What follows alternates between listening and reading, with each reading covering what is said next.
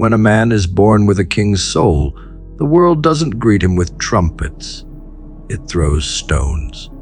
Not because he is flawed, but because he reminds people of everything they are not willing to become. His presence disrupts comfort. His silence convicts mediocrity. His gaze alone can make entire rooms shift. It's not charisma, it's not charm. It's a raw gravitational force, like a star that collapsed inward but kept burning. You can feel it before he speaks. You notice it before he moves. And when he finally does act, it's not for attention. It's because a line has been crossed and nature itself demands balance. A man with a king's soul isn't built to entertain. He's built to restore order.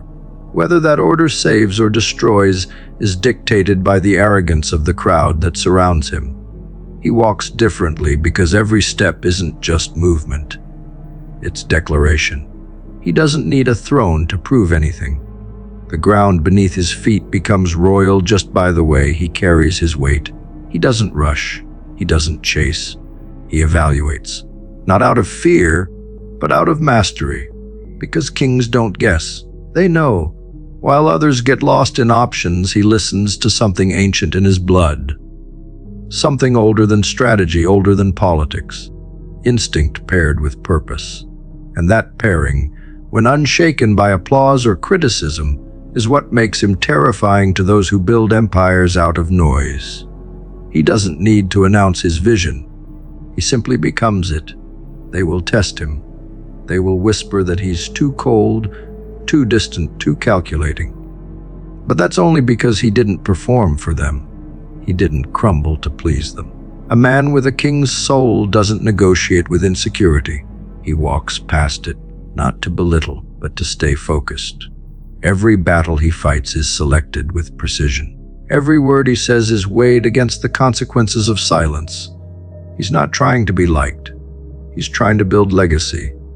And those goals do not live in the same house. Popularity is seasonal. But legacy is carved into stone by men who understand restraint is power. He doesn't seek revenge, not because he's passive, but because he understands revenge is an expensive meal that never satisfies.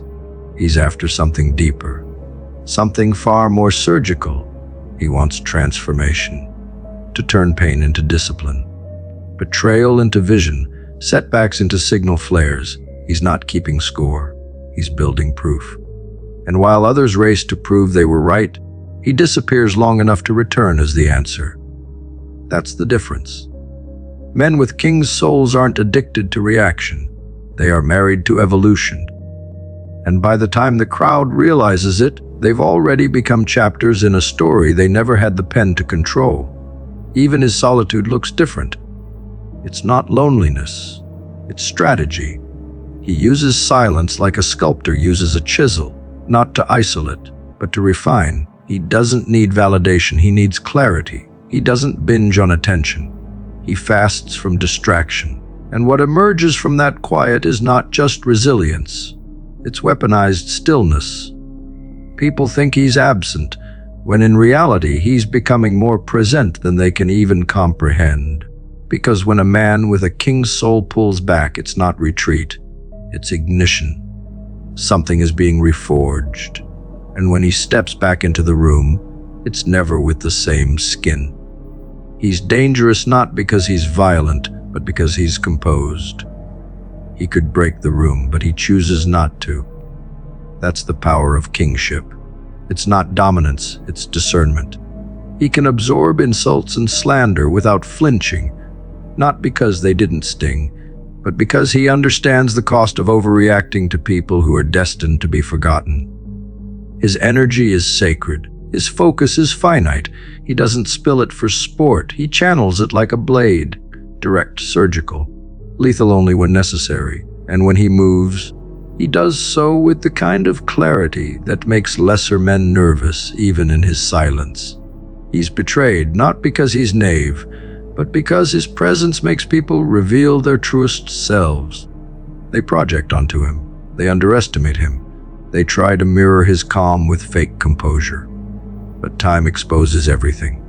And when it does, he doesn't gloat. He doesn't parade the downfall of those who tried to minimize him. He simply levels up in full view. He lets their betrayal serve as the contrast to his becoming. And nothing hurts traitors more than realizing they helped build the empire they wanted to burn down. That's what they never predict. That their sabotage became scripture. He's not fueled by hatred. He's fueled by design. There's a blueprint etched into his psyche, forged by centuries of kings who were never crowned, but carried nations in their decisions. He reads situations like ancient scrolls. He doesn't rush to solve. He studies, waits, and then moves once. But that one move alters everything. Because when a king moves, it's not just a tactic, it's prophecy unfolding. That's the burden of a king's soul. Every decision carries weight. Every action is stained with consequence. And yet he carries it with a quiet grace that unsettles those who think leadership is about volume. Even in love, he's not casual. His heart isn't a playground. It's a fortress. Not closed off, but reserved for those who can match his frequency. He's not seduced by appearances. He watches alignment. He reads tone. He notices energy. He listens to what people don't say. And if someone earns his trust, it's not just affection. They get access to a realm built in silence, guarded by scars, powered by unwavering loyalty. He doesn't love halfway. He either protects you like a kingdom or erases you like a threat. There is no in between, because a man born with a king's soul does not hand out fragments. The world will misunderstand him, mislabel him. They will say he's cold, that he's calculating, that he's distant. But only because they mistook warmth for weakness. They were looking for approval, not authority. They couldn't tell the difference between noise and presence. But history always recognizes him, even if it's late. The monuments are always built in silence, long after the crowd forgets who they mocked, because kings are rarely recognized in real time. They're felt, not liked. They're respected, not explained. And when the dust settles, the truth always emerges. When a man is born with a king's soul, the world trembles long before it bows.